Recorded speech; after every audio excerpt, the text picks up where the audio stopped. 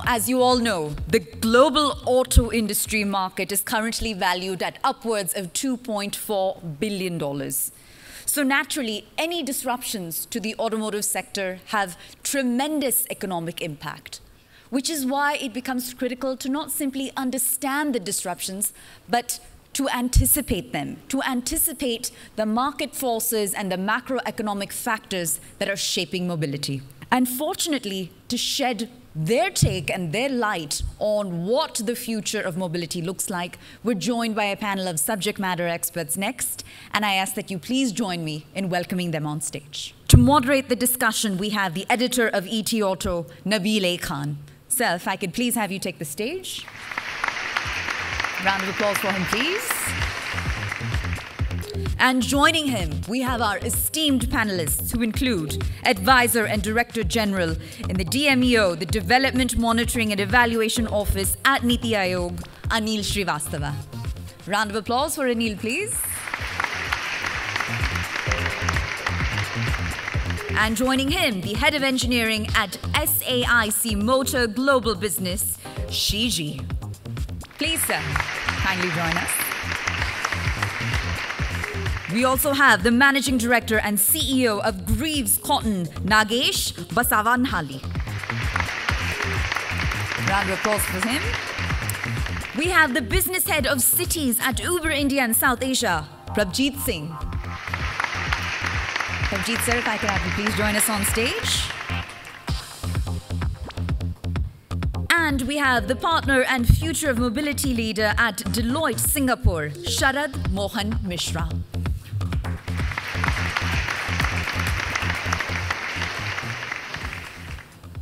With that, Nabil, the floor is yours. So this session is about, will there be a car anymore? Will there be a two-wheeler like this? Or are we going to see a different shape, size, or different mode of transportation that is going to come in future? Because the industry is set for entirely different form, because we will no more have engine probably. We'll have a lot of opportunity to use creativity to design a vehicle in a very different form. Probably we'll move in a vehicle that is probably as big as we are. Like small, we can put our foot on something and we can probably roll on. So that's the future is going to look like. How we will have hyperloops, or we'll have flying taxis, or what will be the real shape of mobility in future? A bit of maverick thought, but that's how we see the future changing. So to start with, we'll start by inviting Mr. Shiji. He has been working a lot, SAIC has been working a lot towards future of mobility. They have been working on how the automobile is going to be connected with the things around us. They have worked with Alibaba and all. So just can you give us a peek into future of mobility? How will the mobility next look like? Okay, distinguished guests, ladies and gentlemen, Namaste. Hello, everyone. My name is Jack Shi from SSC. I'm honored to be invited to address the Global Auto Business Summit here today. Look at SSC Motor's vision, mission, and core values. There is one word that appears several times within its innovations. SSC Motor is not a traditional automaker anymore. We're aiming to transforming to be the mobility service provider. We have 5 business units which cover not only vehicle component, auto service, finance, but also international operation. Now let's join us in SSC Motor through 1 minute.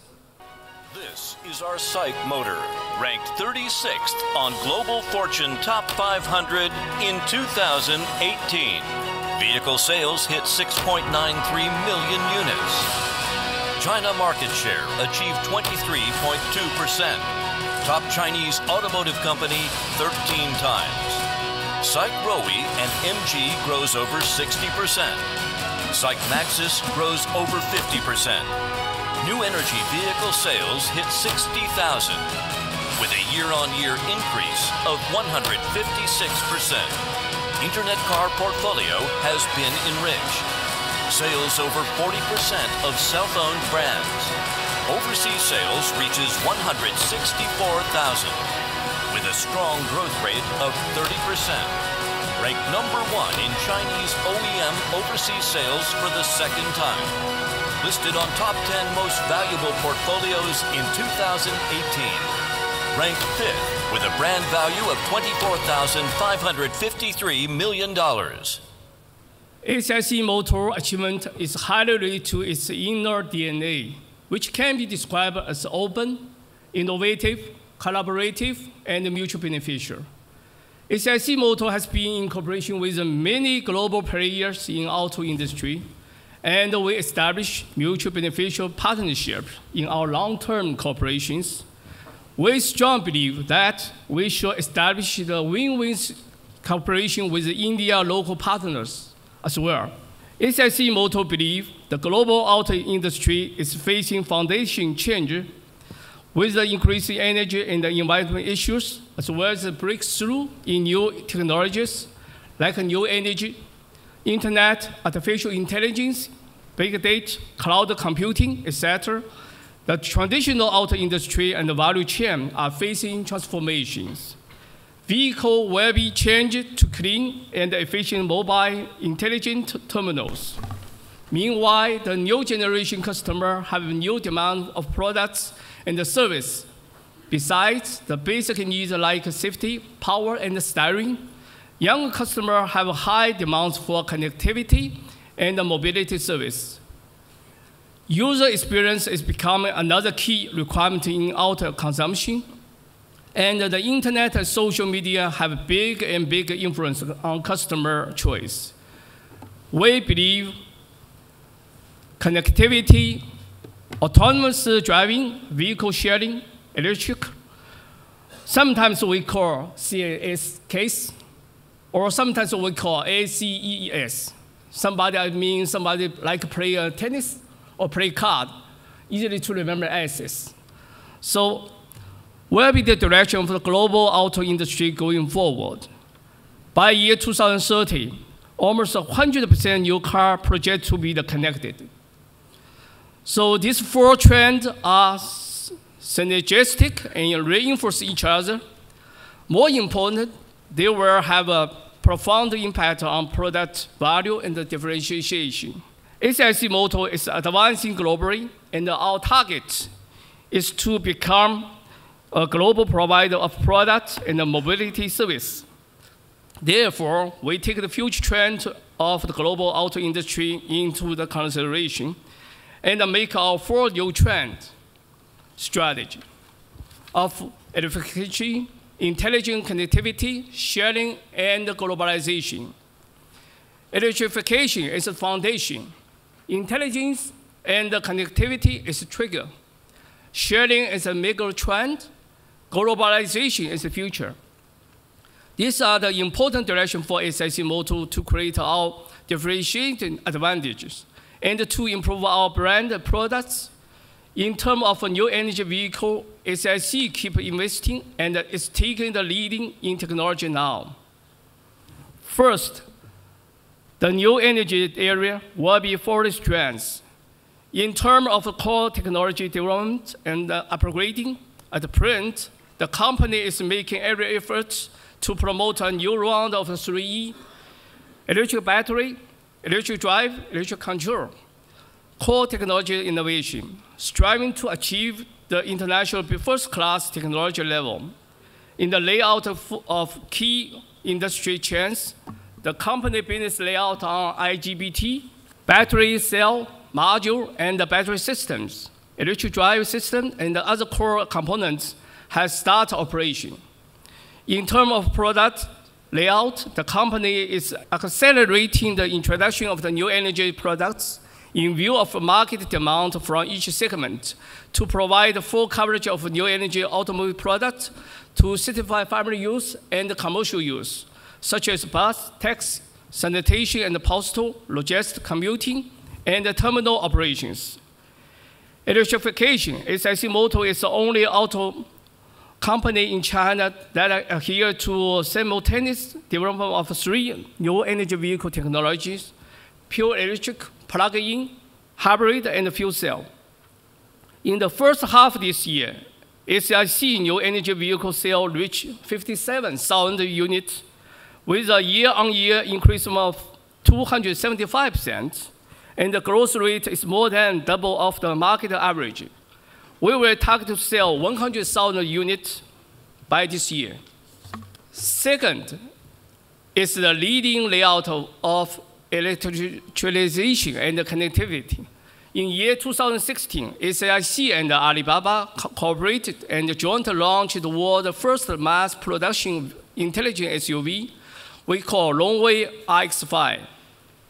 In just 2 years, the cumulative sale of SIC intelligent vehicle was over 700,000 units. As for the core component of intelligent driving decision-making control, the development of IECU has entered the sprint stage. August 30th, Longway Marvel X electric intelligent SUV with the last mile self-parking function was launched. Marvel X condenses the latest achievement of SIC Motor in the field of electric and intelligent technology. In the key area of the execution system of chassis, such as intelligent braking and steering, ADAS, intelligent perception system, high-precision electrical map for vehicle, V2X, inter-vehicle communication, and so on. The company has achieved a leading position in key areas by integrating the global superior innovation resource and giving full play to the advantage of its industry chain system and the law of independent innovation platform. In March this year, SIC obtained the first domestic open road test license for autonomous driving, and the real vehicle test mileage of open road has exceeded 7,000 kilometers. In the future, the company will not only provide intelligent driving solution for passenger car users in highway and urban road conditions, but also provide intelligent driving solution for commercial vehicle in port computing, urban sanitation, and other scenarios. Is to build a mobility service platform based on data sharing. The company aimed at intelligent mobility solution for customer, convenient car service, efficient material flow, and speed up the establishment of the mobility service platform in the ecology.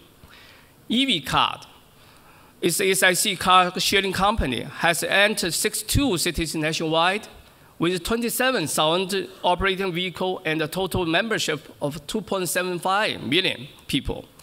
EV card vehicle numbers will be doubled to 55,000. Registered members will exceed 3.5 million. One order within 1 second by this year. On November 12th, you can see a right side. SIC Motor established mobility brand, SIC brand Mobility. We call SIC Uber or Uber, to enter the online car sharing business. In terms of big data and cloud computing, company accelerated the construction of the SIC Data Lake, Big Data Application Management Platform, and the SIC Cloud Computing Center. And the ability of the data-driven business chain optimization continuously improve.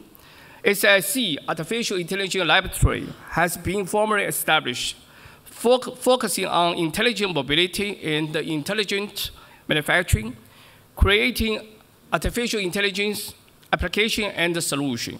Last is globalization. It's to open up a new situation of the international management by differentiation. SIC Motor has actively promoted global business layouts. We have established 3 overseas manufacturing bases in Thailand, Indonesia, and India.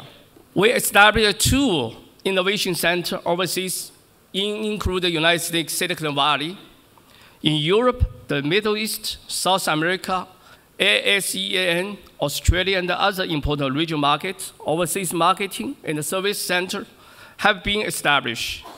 Our products have entered the developed markets such as in the United Kingdom, Australia, New Zealand, Ireland, Germany, and other overseas markets include the Middle East, South America, ASEAN, etc. A number of regional sales and service centers have been set up and complete nearly 500 overseas outlets. In the Thailand base, CPSIC has sold almost 22,000 vehicles this year, in the first 10 months this year, and an increase of 124% over the last year. MG sales has jumped into the top in the local market segment in just 4 months after its launch. iSmart, the world's first internet car system supporting voice control in Thai language, is highly sought after by young Thai consumers. More important, in India base, MGI Haro Factory is progressing in an orderly manner. The construction of the supply parks is also accelerating, and the first internet SUV product is being developed as planned and will be put into production in the first half next year. Also, SIC Overseas Intelligent Mobility Technology Company has been formally established. It will build a differentiated application ecology of the internet according to the pain points of overseas local users, realize the platform development, and replicate the advantage of internet technology to key overseas markets such as India, Australia, New Zealand, and South America, providing connected automobile and related mobility service with the overall solution. In addition, we pay lots of attention in terms of overseas brand building. We showcase our brand at the regional motors show to create a touch point and build trust, sponsor sports to enhance brand personality. We have the football, basketball, etc. Focus on digital market. MG Overseas Facebook fan have over 2 million. We will bring the achievement of our 4 new trend strategy to India to provide better mobility products and service to India customers. Once again, on behalf of SIC, on behalf of the MGI, I would like to thank you, the meeting organizer, Nabil, for giving SIC Motor and the MGI this great opportunity. Thank you. So we slipped into from mobility next to a bit of SAIC. So let's come back to our core topic, and I would like to invite Mr. Sharad Mishra to give perspective on this. So good afternoon. My name is Sharad, and thank you, ET, for inviting for this great occasion. In fact, I must tell you that I've grown up in the school of Mr. Bhargava. Listening to him in person was a sheer experience. And Mr. Chand Saigal, I think I've interacted with you in my Toyota days with the discussions. So for me, I was thinking about the topic in which I can bring in from a mobility perspective. And in my understanding, future of mobility is a smart mobility play. And smart mobility is a small part of large smart city story. And smart city itself is kind of old concept. It existed 20 years back also. I met somebody from Sydney recently who's a smart city planner, and he has seen smart city failing 4 times in his life. And the reason smart city never got actually able to achieve its vision of what it was originally designed for was because the ecosystem integration has not taken shape. And the ecosystem integration didn't take shape because of the forces which integrate the ecosystem was not ready. The first was technology. 5 years back or 10 years back, when you talk about the technology in terms of cloud computing, in part of big data, in terms of cybersecurity, the sharing of data was not ready as much as it's ready right now. You talk about the consumer behavior. 10 years back, before the platform business actually kicked off in a big way, the consumer expectation of integrated services was very limited. But now, customer has understood the power of it and the benefit of it, so they are demanding for it, and thus there is a need and there is expectation from customer which can be utilized. And the last part is a business model. Business models, 10 years back, 15 years back, were all conventional in nature. What the industries like Uber, the companies have brought in for us, like Airbnb, is a totally new way of the way the consumer is expecting the services to be delivered and still can be profitable by sharing different business activities. So my story on mobility is basically on three aspects: urbanization, the convergence of technology and customer behavior, and on the innovative business. I have limited time, so I will just touch upon this topic. And for a moment, I will not talk much on automotive business, because for me, truly, future of mobility is just not automotive play. And I will bring a perspective outside of India as much as possible so that I can show you what I'm seeing, as mentioned also by our esteemed colleague from ACIC, of how China is looking to it and how Southeast Asia and other countries are looking to it. So urbanization is the first topic. This is a story of world in 2050, what we're going to see. See the part of the population, urban population, which is going to live in this part of the world.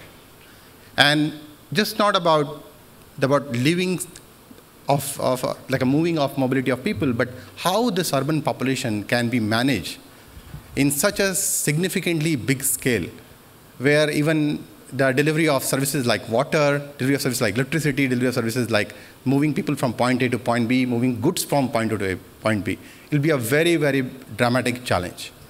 So also the key point is, future of mobility, in my understanding, have a very different definition based on country by country.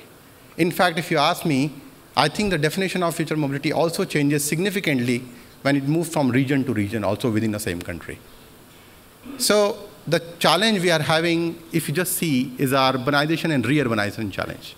This is Jakarta, Indonesia. I'm pretty sure if you have you have visited that country, just traveling from airport to the city, it's a 2.5 hour journey. You can never predict what time you're going to reach there. And initially, Gojek came in 2010, and Gojek said, I will solve the convenience problem. And today, if you ask me, if you take the same picture again, you will see all the bike drivers, but all in the green dress of Gojek. But I'm not really sure if they've solved the congestion problem or they've increased the congestion problem. So are we having a really comprehensive look to the mobility solution? What is that exactly solving? We cannot move in the mobility solution unless we are solving a congestion problem permanently. And the second example is Dantu, is in China. Again, Dantu is a classic story. There are a lot of stories on ghost towns in China, where if you travel in the night time in that city, at least a few years back, it's like a Gotham City in Batman. You see one person crossing at one time or two person crossing. You have tremendously invested and created a debt to create these cities, but are we having a very comprehensive understanding of how we are going to move city from an old city to the new cities, if you are going to talking about urbanization of the new cities, and this is how we are going to populate the people? This is my hometown. It's Raipur in Chhattisgarh. This is where I grown up. And I have seen this, I have experienced this actually in person.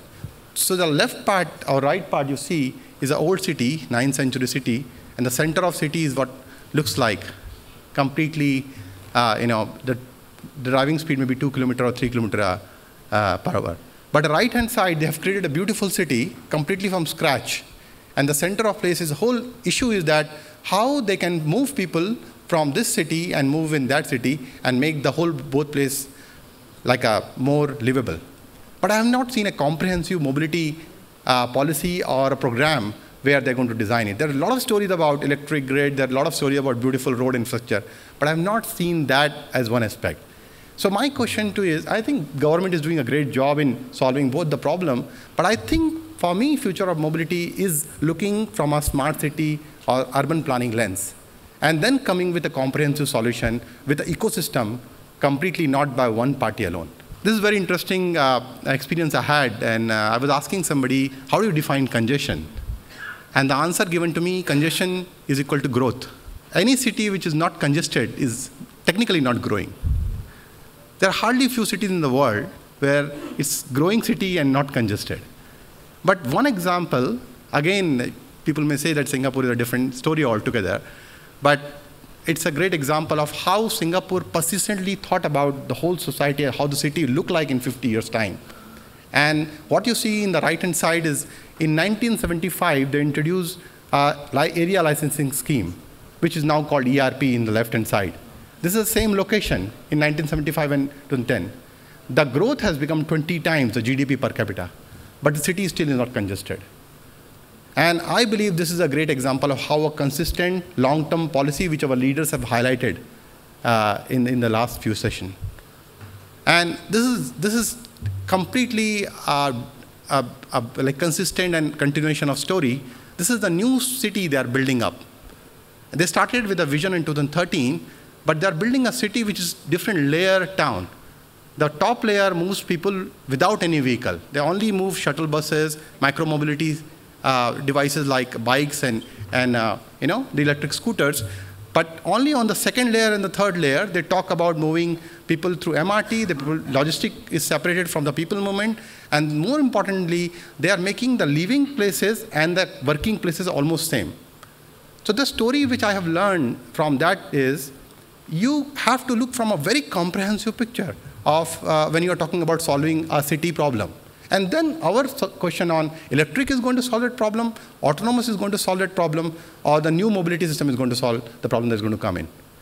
So that's what, and this is the real town. They are going to build this in 2025. It's already construction has started. I'm not showing you some model image. And that is what another thing is, that the involvement of government in building the public-private community all together and doing multiple experiments at all the places is something mind-boggling. There is no right answer or wrong answer at this point of time. Unknown unknowns are very large. Until we come up and start experimenting, take a leap of faith, and start moving in that direction, we can never accumulate the knowledge. And that is something I'm learning from Singapore experience. Again, it's a unique city where government is very proactive and they have a different democratic structure. Other than us, we are much more complicated. But the key point is, are we doing enough experiment? Are we talking and communicating with the research institute? Is the government, community, and private are really integrated? And Singapore is able to achieve because this model of operation, in my hypothesis, is working there. The old way of new way of planning is very, very different. The shared sovereignty, which I call, in which the government, business, and community come together, where the involvement of private happens at much early stage. And they become the part of the whole solution evolution and building the POCs and actually implementation. In the past cases, in many countries still, the right-hand part is relevant, where you still see the private involvement much later in the case, where everything has been done and there is no accountability and no engagement with the community happens till the time it actually gets seasoned. So something to look forward. This is what I'm learning myself, but I believe this is what the industry should look into. And also, auto industry, in my view, should start participating, understanding how they can work with the government. There are various opportunities. You are designing the regulatory framework, you are supporting the technical development, you are supporting the transport planning, first mile, last mile connectivity. This is where I think industry should actually integrate. Mobility overall is a big opportunity. It's just not a problem statement for many countries. If you look at it from a very comprehensive view, you see the opportunity here. You see from a smart home integration to the point you get delivered to a destination. You see every single section has been developing a new company. This is a landscape of mobility in the AP region. And this is only key players I'm talking about. It is so crowded that if you don't start doing it now, definitely you cannot learn how to make a business and how to make money out of this activity. And again, how the future looks like. Future, according to me, will be, an example is airline industry. In 1960, airline industry was very fragmented, like this is what we look right now. But as the industry progresses, you may see consolidation happening, key player controlling a major part of it. I'm not sure you're observing, but for example, Daimler is actually building this whole ecosystem by themselves. They are acquiring companies left, right, and center. They have built Athlon for fleet management. They have built a payment company. They have Car2Go for one structure. They're building electric car. They are in every single part of it. While in my observation, company like Toyota is actually participating in the ecosystem, investing in the ecosystem and trying to acquire that knowledge. So every company is building their own way of handling this ecosystem. But for me, it is not a problem. This is a big opportunity if we are able to start now and start experimenting on this topic. The second topic I quickly touch upon is electric. Everybody has spoken about it, nothing much to be deliberated on this, but it is happening. It's like a rain to me. It's going to happen. We decide to keep an umbrella and start walking or sit in home. It's up to us. And the two factors which I have very clearly observed in changing, one is the critical mass is coming, and that's where it will shoot up. Regulatory levers is the biggest lever. Without that, nothing will happen. And regulatory lever is divided and been decided by many other parameters in the industry. Like, for example, somebody mentioned that how we have committed to our overall carbon emission and how that will be driven. But the problem is very complex. We need to look into. But this is something important, and we are seeing industries reacting to it, both in the range as well as in the model type. The number of vehicles provided in electric vehicle has significantly increased. And I believe this is going to give a new business model also. And the new ecosystem will develop. China is ahead in this race. You have seen huge amount of investment is happening in this area. And because they were early, they have spent almost 2 decades, I believe, in investing on this topic. We are having a new ecosystem and landscape coming in the industry from that side. So this is also to be kept in mind. Connected vehicle. Again, this has been something everybody is convinced now. And connected vehicle, not only about the new vehicle, which industries say by 2030 all vehicle will be connected. The connectivity is not about vehicle being connected with the OEMs. It's vehicle being connected to vehicles, vehicle will be connected with the infrastructure, and vehicle will be connected to smart homes. And I believe this ecosystem integration of the connected vehicle will build a very new opportunity for the industry. The last part is the innovative business model. So, yeah, this is something everybody knows, and this is what probably everybody understands future mobility is, in my understanding, but it's a fraction part of the mobility. But we have seen a huge amount of growth, especially in the region, in terms of mobility plays happening. If I'm not wrong, my colleague from Uber can explain more, but I think majority of the investment happening on mass is in this region in topic. And a lot of new players are coming up. I think also there's amount of consolidation happening in terms of market share, but the key aspect is what is that useful for other country may not be useful for India. I'm also seeing a very localized play in this subject, which is also very interesting to observe how companies can build their own partnerships, company can own their own mobilities, like SAIC explained, they are building their own mobility services to handle the customer requirement. And the key aspect here is the industry is struggling, not from they cannot innovate or they cannot do it, but the business model to operate here is very, very unique. And that may be the case with every startup. The whole idea of creating a value proposition, then you coming up with the idea of a business model, and then come up with the idea of market share, has reversed from the people create a value proposition quickly, then they spend VC money to acquire the market share, and then they think of, after acquiring other companies, how to make money out of it. This business model difference and mindset is very, very difficult to match and compete with. And how industry is going to do it is also important. I see a large player like Google is going to play a very critical role in this subject, which I call it a platform journey planner and integrator. And that's what you see the industry will move towards in the future, according to me. The last aspect is on the fleet business. And this is something we have to be very carefully observing and accumulating knowledge to handle it. Ownership patterns are completely changing. There is no doubt in my mind that the whole idea of buying a car in India will still go because we are very low in terms of penetration of per car per 1,000 population. But as we progress, the ownership behavior of the young people, they don't see this as a priority in their life. And if that happening, if people are going to use more and more car from subscription model or from the mass services, the people who are going to manage the fleet and learn to manage the fleet in a large way, they are going to control the market share also in the future, and also the business. So this is not only for AV industry, but I believe it will be very common for EV industry and also for the normal IC engine also in the future. So this is something I believe industry should get into. So just finally, I think it's time to look into and say who we are and what we do continuously, all the time. And that's where our capability to innovate internally, and I also agree with the point that we are not talking about frugal engineering alone, but we are talking about innovation. Innovation will not happen overnight. I think there's a mindset change required, and mindset change will only happen with the HR system changing in the companies. Are we really looking into that subject? You cannot burn more candles and generate electricities. You can create brightness, but electricity has much, much larger purposes. With that, I think we have enough example, but one thing I came up with, it's an Italian phrase. I'm trying to give a slightly exaggerated explanation of this system, but I believe that there is a sense of urgency in this topic. And in Italian, it is said that mother says to the son that eat the soup or jump out of the window. You don't have much options. And we have seen this with Nokia. With an example, they never did anything wrong, but the key point is they did nothing. So are we in the right path? Are we prepared for it? Is a question we need to answer. Thank you so much. Thank you, Sharad. You have put the perspective quite in right context, and taking it forward from here, a collaborative and comprehensive approach is the option. And there's one point that policymakers are the people who can really bring things together. So let me invite Mr. Anil Srivastava, advisor at Niti Aayog, to give how the government is ready for mobility next and how are we planning to build the policy around it.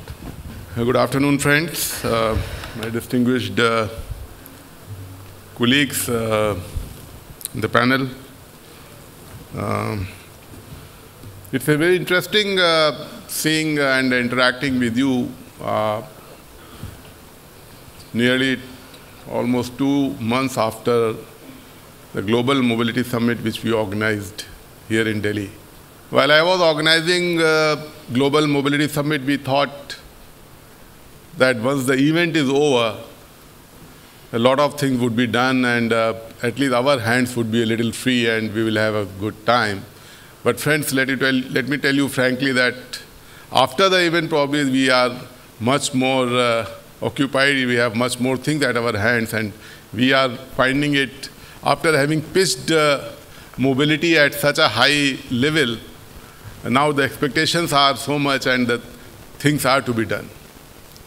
And on the other hand, I'm really very happy to say that so much has happened in the government during last 2 months with what the Prime Minister said, his enunciation about the 7 C's as to what the mobility should be, connected and digital and all those things which he mentioned. But along with that, the things which have happened in the government is that the coordination between the different ministries and the departments of the Government of India, the Power Ministry has made the enunciations about the tariff, about setting up the charging stations. It's not a licensed commodity. One could set up a charging station that without any formal license or the permit. The Housing Ministry is coming out. They have come out with a draft policy as to what should be the regulations on the buildings which are coming up, what kind of a charging station, in what number and in what quantities they should be there for the complexes and the buildings which are coming up, how the charging should be there in the official premises, and likewise. Similarly, the Ministry of Road Transport has come out with very path-breaking initiatives like for a public transport, you don't need a permit if it's an EV public transport vehicle. And the science and technology, they have come out with a grand challenge for the Indian charging standards, the protocols. ISRO has identified 14 companies which are, I don't know all of them, or some of them could be there as their partners for the commercialization of their technology about the battery chemistry and cell chemistry. So likewise, there are so many things which are happening and which have taken, I'm really a very happy situation. And one thing which surprises me is that when the industry, my colleagues, my friends from the industry do come and ask me as to when the EV policy is going to be out, I really don't know, is there anything left or anything more is needed in the EV policy to what all is happening. And yesterday we had the EV policy from the Delhi government, extremely proactive and aggressive EV policy, setting the targets for 2030, I see some of the smiling faces among the audience. Yes, they have talked about the fee baits, they have talked about the targets, they have talked about the tightening the emission norms, they have talked about the subsidies, and they have also talked about, very important, some kind of an institutional mechanism for taking it forward. Yes, there are a few things which probably needed which needed a reconsideration or which needed some more thought on it. But yes, we expected more technology agnostic approach.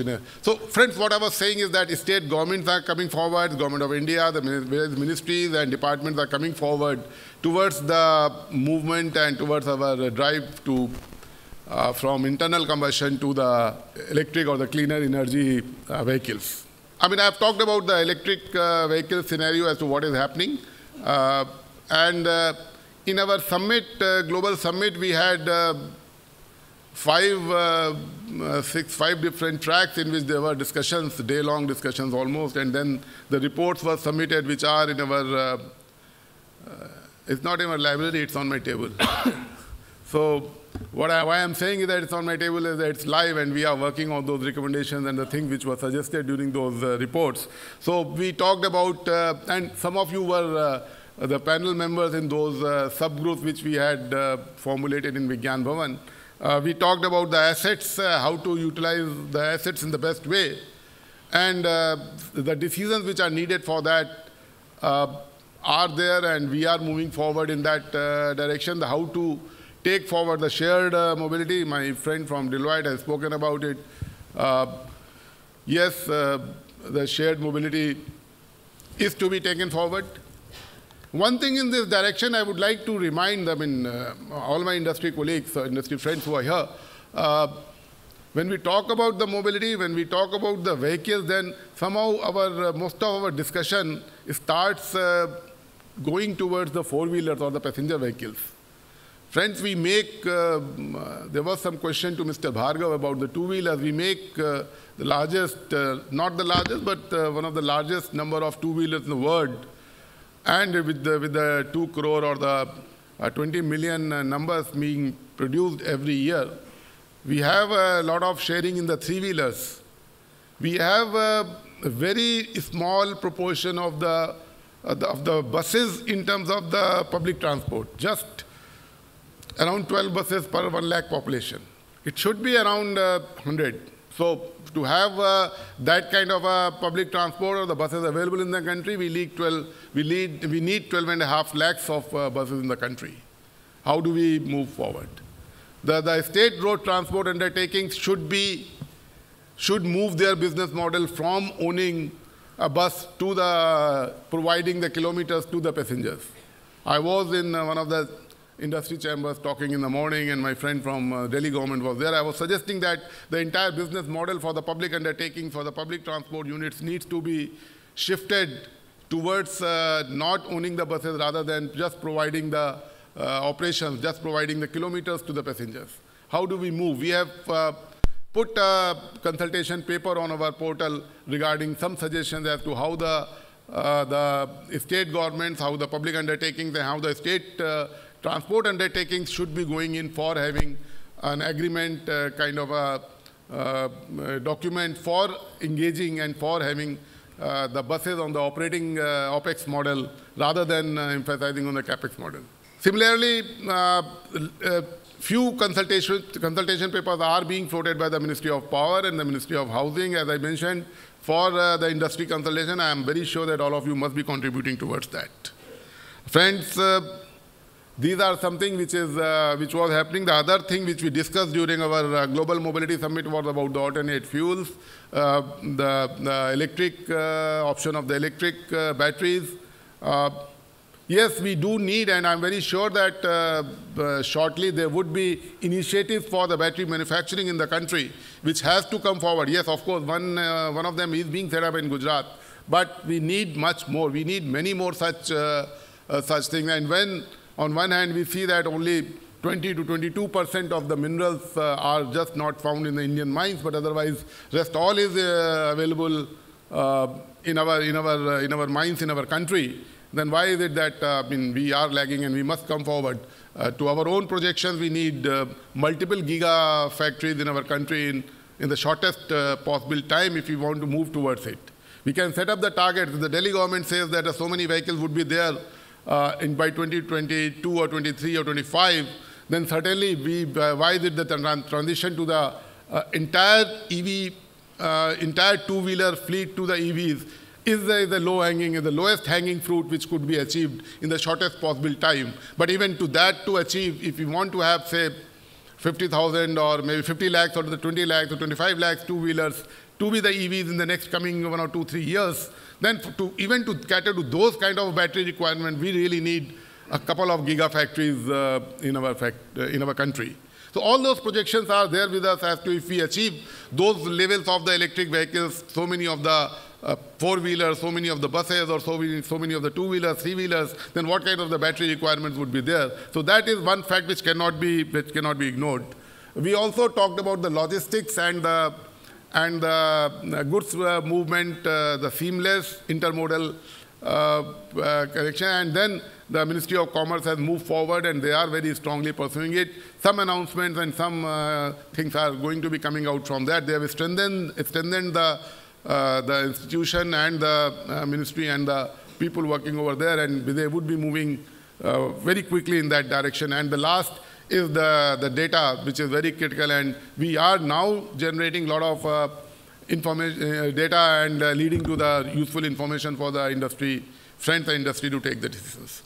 So to this global automobile business summit organized by here by the ET, and I'm really thankful for giving me this opportunity to be here. And in short, probably I thought I would share these developments and these things which have happened, and the progress and the way we have moved after the organizing Global Mobility Summit on 7th of September. And very shortly, I look forward to this kind of a disruption which is taking place to be becoming the smooth and moving forward very smoothly in the desired direction for the interest of all the stakeholders. And a very important stakeholder is right here with me in this. Thank you, friends. Thank you very much. Thank you so much, Mr. Srivastava, for giving a reflection or a view of what government is doing. But I'm sure everybody has one question in their heart. Are we expecting something new, something more defined around electric vehicle? That's the question that everybody would be probably willing to ask. That you choose to answer or not, that we'll discuss later on. Let's move to Nagesh Banaswali, CEO and MD of Greaves Cotton. Thank you very much. Thanks for having me here. As somebody who grew up in the auto industry, started in the auto industry, the passion for every one of us always used to be, what's the first automobile I'm going to use? Is that the 5.7-liter Hemi engine, 386 horsepower? So the industry itself has come a long way since we are. What I'm going to do is connect a couple of dots, some of the experiences learned in Detroit, China, etc., and bring it to what is applicable here in India today. So I'm going to spend a little more time talking about where we are in India. With that, kind of technology trends are influencing mobility. A lot of our speakers before have touched upon it. Basically, connectivity. There's a lot said about it before. Clean tech. And clean tech doesn't just mean electric. Clean tech also means clean CNG. In fact, I was very glad Mr. Bhargav talked about it. And I think we're going to talk a little bit more about it. For a country like India, clean tech, CNG, and hybrid and electric are options. Autonomous as well as shared mobility clearly are areas that I think. So what are the factors responsible for this disruption? Everybody talks about it, right? Let's take a minute and talk about it. Obviously, there's the environmental concerns. The environmental, you don't have to go too far in a city like Delhi, and you know what we're talking about in terms of the pollution. The government, our colleague from the government and the Niti Aayog talked about some of the government push and the policy. I think it's very important, policy consistency and policy leadership. So I think that we're glad that that's forthcoming right now. Fuel prices, clearly reducing the bills for the country and making sure that over a period of time we have fuel agnostic solutions. I think that's kind of one of the key things. Technologies, I'll touch upon that a little bit more in a couple of minutes. Infra, as well as consumer. I think at the end of the day, the consumer should be the one deciding what he or she chooses. Why are we imposing a particular solution? The consumer should be deciding whether he wants a CNG or a hybrid or an electric, right? And the competition itself, competition will come from different forms. Look at what's happening. Apple, Google, Tesla. And of course, in our own shop here, several of the other technology companies coming in as formidable competitors. Expect more of that because it's going to be a level playing field. A couple of quick points on some of these factors that I touched upon. Environmental and vehicle registrations going up. It is going after the very survival, right? So we really need to do something about it. No argument there, absolutely. But in order to reduce greenhouse gases, in order to reduce the carbon load, are we thinking this through? Making sure that we have electric vehicles running on coal is not the answer. Making sure that electric vehicles are run on clean energy, I think, is the answer. Can you run on sun, ultimately, right? And how are you going to bring in not coal-fired electricity, but looking at cleaner forms of energy? So let's think it through all the way, I think, is one of the messages here. What about infra? Some of the colleagues earlier talked about it, right? The government push to get to 10,000 CNG infra. Absolutely the right thing over a period of time, and I think CNG could be a very viable solution for India. Same thing with electric infrastructure. When you look at world over, Europe has over 2 million infra points for EVs. When you look at globally, 3.5 million going up to over 30, 40 million over the next, by 2030. So clearly EV infrastructure and a lot of the companies, a lot of public sector companies are getting into that, but that's again an area that over the next couple of years. What does this all mean to a business model, right? For some of us who've been with the auto industry for a while, we have always known as a dealer who connected the consumer to us. And now, dealer revenue is going to go down as we go towards EV vehicles. So what happens to the dealer business model? Something that we need to work out. Shared mobility. Shared mobility in terms of whatever we do, I think will be an important part and in this new world order. Let's take a step and say, what have other countries done? So when I look at countries like US, it was the consumer driving it. It was really the four-wheelers driving that. Whereas when you go to a country like China, the government did the push. It's our assumption that in India, it's going to be a combination of government plus economics. Make no mistake about it, the consumer is smart. In the areas we believe, two-wheelers and three-wheelers, the consumer understands the economics, and the economics where electric vehicle will make a better return over the near future will be the area that will probably come first. So it will be the two-wheelers, it will be the three-wheelers, it will be the commercial buses, and probably the four-wheelers will come last, just from a sheer economic standpoint. Is kind of, when you look at countries like what's happened in US, China, we will probably be taking a slightly different approach as kind of the thought process here. So what does this mean for mobility in the upcoming years? Obviously, as you know, the industry is moving towards BS6, which is a significant step because BS6 puts stringent timelines by April 2020, and which will make sure that the air is going to be cleaner, right? Then when we look at CNG adoption, that's an area. Then you look at electric. I think especially in the area of two-wheelers and three-wheelers, there'll be a lot of significant adoption. What does this all mean, and what are we at Grieve Scotland, a 150-plus-year-old company, doing about this, right? As we are also realizing this and we transform our journey. So whether it is in terms of products or reach or capability. Products, we invested in technology. We brought in technology from the West. We are bringing in an opposed piston CNG clean technology that on a like-to-like versus IC engine can give you 25% plus fuel efficiency. So meeting BS6 emissions, yet giving you 25% fuel efficiency improvement, because at the end of the day, the consumer looks at the total cost of ownership, looks at the value proposition. That's what matters, especially in our business, which is the two-wheelers, three-wheelers, the low end, the bottom of the pyramid, which is very important. That's 70% of the Indian vehicle population. Let's not forget about that. Then in terms of the reach itself, 5,000 outlets across the country, length and breadth, because at the end of the day, it's not just putting the vehicles out there. How do you give the spares, the service, the multi-brand service? So 5,000 plus outlets, and how do we do that? And in terms of two-wheeler, we are some people talked about it. We are into our two-wheeler electric vehicles, one of the bigger players in this segment under the brand name of Ampere, that we are now producing vehicles fully electric for the country. And obviously, we need to increase the localization. Some people touched upon that, but that's an area. So with that summary, thank you very much for your time. Have a great afternoon. Thank you. Thank you, Nagesh. I have just been provided a chit that I have to wrap up quickly.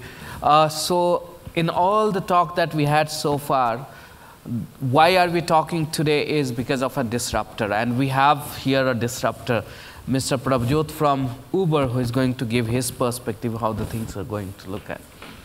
I would request you to be a bit short. Thank you, Nabil. You can count on Uber to ensure we are efficient. I'll try and follow that. Yeah. My name is Prabhjit. I'm responsible for operations for Uber across India, Bangladesh, and Sri Lanka. It's a privilege to be here and also a challenge for two reasons. Challenge A, I get to speak last after an illustrious set of speakers before me, including Mr. Bhargav, who are legends of the industry, and also to speak to a gathering of auto professionals and paint a picture which is slightly different from what probably many of the team members spoke before, which is instead of 60 million vehicles being sold 2030, is there a world where probably nobody is buying a private vehicle? And we are able to create a city, create our cities which are less congested, less polluted, have more free spaces, while using the same infrastructure that is already today, but using technology which is new.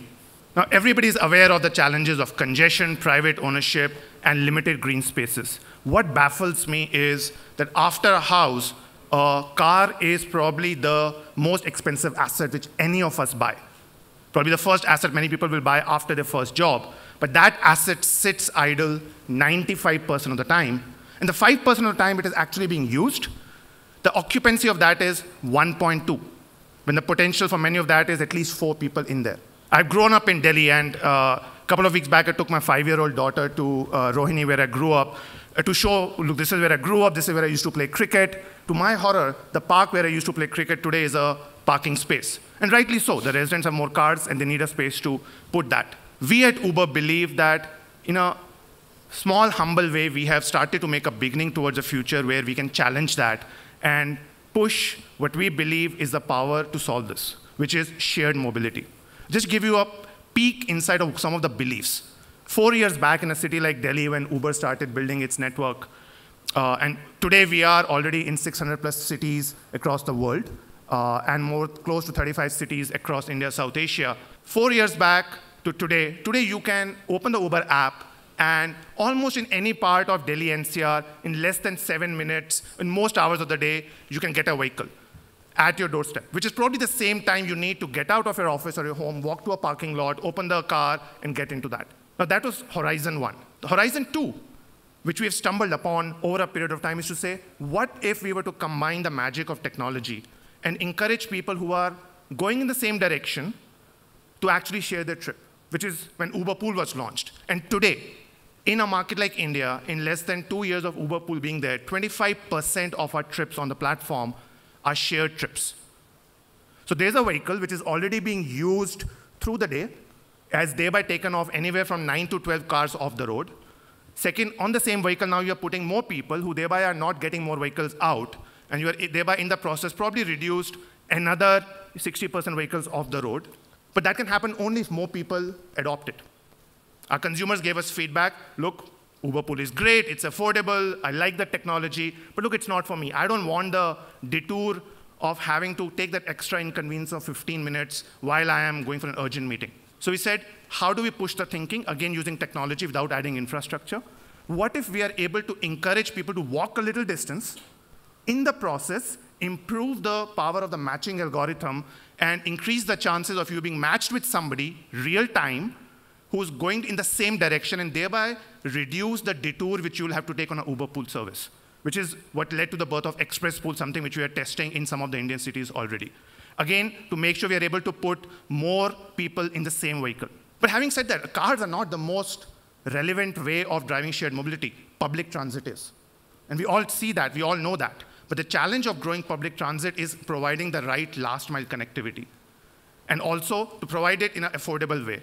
Today, we are embarking upon scaling up our services called Uber Moto, which is you press a button and you're able to get a two-wheeler on your doorstep.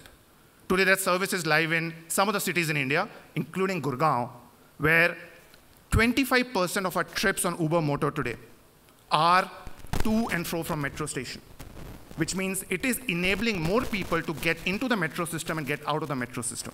It also opens up the same power of technology at a lower price point. And imagine a world, today there are 8x the number of two-wheelers already in the country than there are cars. What if all 8x of them, or a percentage of them, could be allowed, as they travel from point A to point B, to carry somebody else on the back? In the process, it creates an affordable option. It's in the process, the image which was shown of Jakarta, we could start equipping them across the country. How do we create a framework which enables that? Or the second is to also ensure existing assets, like three-wheelers, which we've all grown up using, how do we get them to utilize more? If today an average auto is doing close to 18 trips a day, what if we are able to get them to do 22 or 23 trips a day by getting them that extra 4 trips, which means somebody at that point of time did not take out their private two-wheeler or four-wheeler to commute. The future is also electric, and I think we spoke about it. I just want to show us a quick video. I'm not sure if you can increase the volume. This is a pedal assist bike which we have launched in multiple cities in the US called Jump. Now what that lets you do is you have a bike which you start pedaling, and there's a small electric motor which gives you the positive thrust. And lo and behold, you can actually commute much faster than some of the comparable means of transport, particularly in small distances, enabling last mile connectivity. Now imagine if in a city there are 10,000 of these deployed. Each of them are being used by 20 different people through the day. What is the need for more vehicles to be added on the ground? Now, as this happens, one is able to then create a network effect across the system. More people are able to adopt it, and more people are able to then give away their private ownership. But at Uber, we also recognize that the image of shared mobility which we have, the vision which we have, will be true only if every ride can be a shared ride, which means we have to pivot, and something which we're actively doing, towards what I consider the future of mobility as multimodal. Imagine you are able to open one app, and that helps you plan your trip, which has multiple modes involved, which is, by the way, today what I tried. I dreaded the traffic which we may face while coming into the venue today. So I took an Uber to the metro station in Gurgaon, took the metro train to INA Market, took an Uber auto from there and got here because I knew I could balance the trip and have far higher predictability if I'm able to manage that. If you could do all of that in the same app, which means you can choose to pick a trip based on your convenience, which is a 5 rupee kilometer trip or a 20 rupee kilometer, based on the use case you have. And all of that can be done in a digital manner, which means there's a far higher incentive for you to be able to move to the world of shared mobility. To me, public transit is the best shared mobility. You can have a situation where, what I believe in the future, we could also integrate public transit into the same booking apparatus. You open the app, you get to the house, you scan the barcode at the metro station, that is your DMRC booking pass. You get onto the train, you get off, you take an Uber Moto in Delhi, which, by the way, can be one of the same existing bikes which is there. We'll wait and we'll continue to shape the ecosystem for electric, but how do you use existing assets which are already there? To do this, I think I'd love to find a way collectively, and I'm glad those conversations are happening.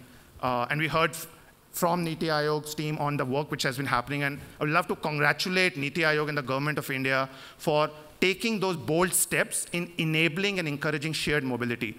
The MOVE Summit, which you spoke about, truly brought together a vision which is pretty consistent with what we are trying in our small and humble way to enable through technology. We heard about a one nation, one card.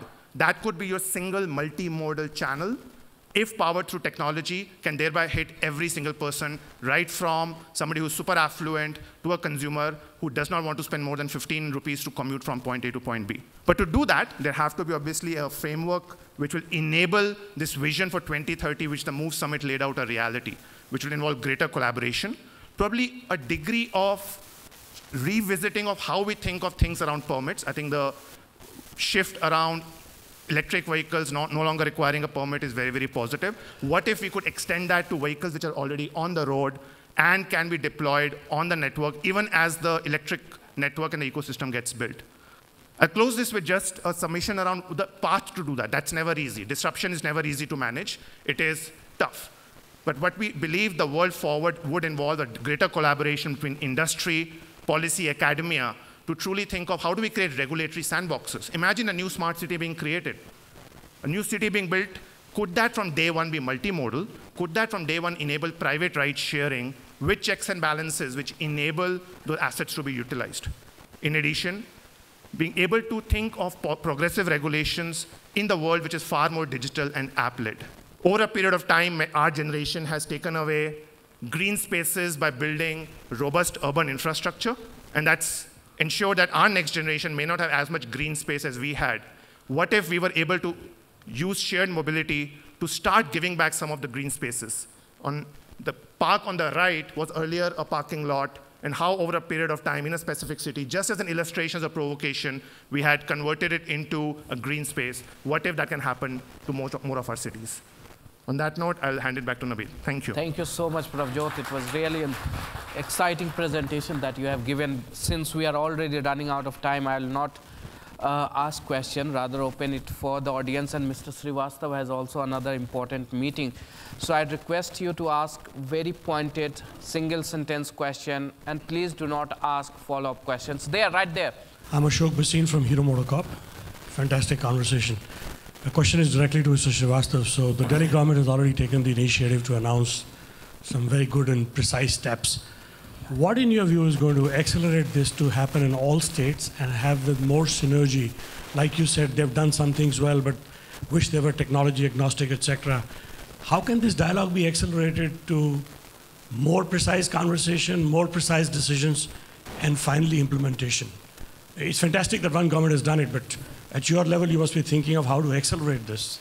I really don't know whether it can be answered shortly or in a very succinct way that what the state governments need to do. But yes, the society or the consumer or the buyer has to realize that he must pay some fee on the pollution. So maybe the emission norms or the CAFE norms to be extended for the two-wheelers, three-wheelers, or whatever it is. This could be one thing on which Delhi government has thought about, and they have come out with a fee-based option. Secondly,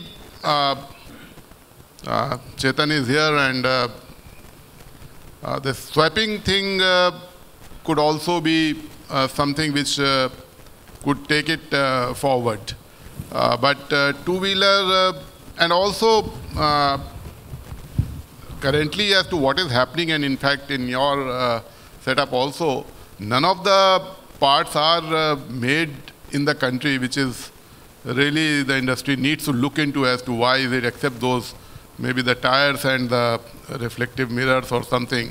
So that really needs to be looked into, and there are initiatives by some other two-wheeler startups which are coming up, not to name it here. So that is something which you need to look up. Even with those kind of imports, we are also looking into the duties and the GST structure.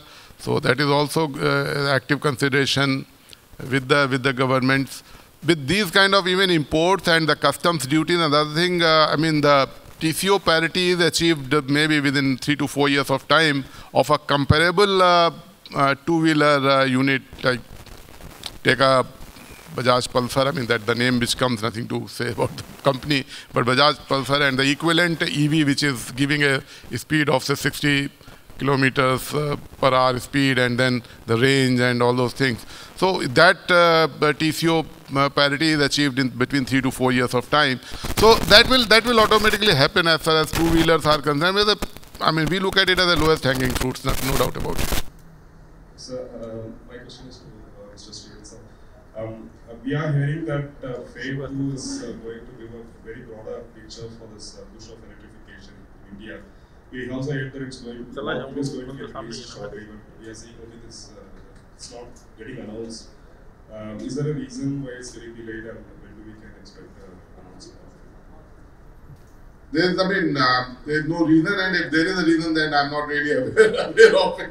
But one thing which I want to share with all of you is that why is it that there's no need to look forward to the FAME or FAME 1, FAME 2 or Likewise, look what FAME 1 did achieve with the kind of resources which were there and what would be there with the kind of resources which we expect with the FAME 2 also. I mean, nearly 5,000 crores and that too for a direct demand side subsidy, maybe 3,000 crores for 5 years of time. So by the 5 years of period, the entire climate will change, the entire scenario will change. Let me assure all of you. So there is no issue by looking at the FAME 1, FAME 2 or the kind of thing, because this government, I mean, the government assistance cannot really cope up with the kind of changes which are going to be there. With the 22,000 rupees of subsidy to a two-wheeler which the FAME 1 was providing, and I think they have just given a few thousands of the two-wheelers which have been helped. Now maybe it's 1 lakh plus 1,10,000 two-wheelers which have been helped, which is a very, very small amount compared to 2 crore two-wheelers which we manufacture. So, I mean, I really don't know, but if you look at the other ministries, other departments, the kind of steps which have been taken and which are going to be taken far more impactful and will have far more impact in promoting the electric mobility rather than just looking at the FAME 2 or the direct demand and the supply side incentives. A lot of non-fiscal incentives have played a very critical role, and I'm very happy to share all that with all of you. So we have to look beyond FAME. That's probably is needed, and as and when it comes through, let's see how, in what shape and in what direction it comes through. With this, we'll close this panel discussion. Thank you so much, gentlemen, for such an insightful presentations. Thank you so much.